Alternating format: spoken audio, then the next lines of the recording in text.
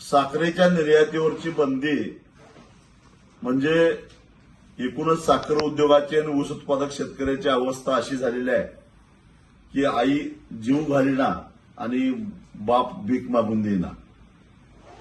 एकतर गेल्या 4 वर्षामध्ये केंद्र सरकारनं साखरेची एमएसपी वाढवलेली नाही आहे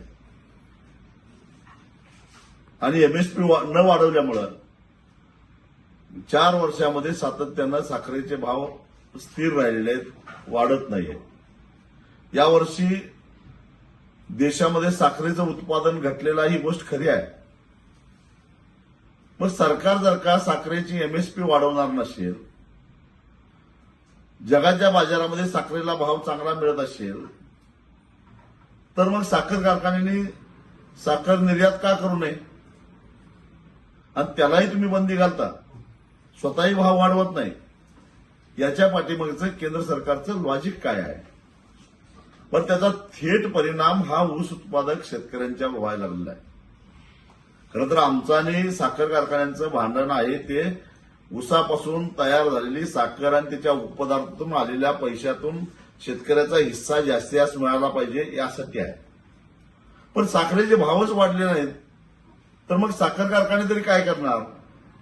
आणि त्यामुळे आज परिस्थिती अशी आहे की देशामध्ये जवळपास 12,000 कोटी रुपयाची ऊस उत्पादक शेतकऱ्यांची देणी थकलेली आहे.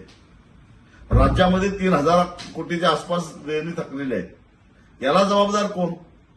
जो कायदा आहे ऊस दर नियंत्रण अध्यादेश 1966, त्या कायद्यानुसार ऊसाचे पैसे 14 दिवसाच्या आत नाही दिले तर साखर कारखान्यांच्यावर कारवाई करायची तरतूद आहे.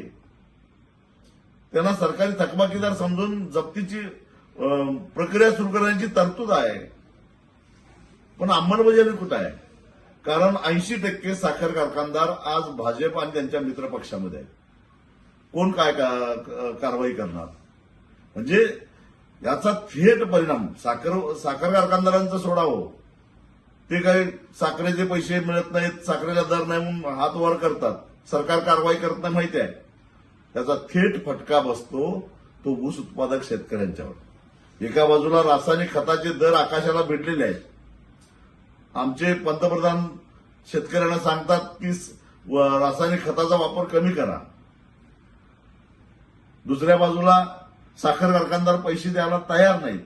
शेतकऱ्यांनी काय करायचं? खरं तर हा जो सरकारचा निर्णय आहे तो मूर्खपणाचा आहे, भंपकपणाचा आहे असं मी म्हणेन.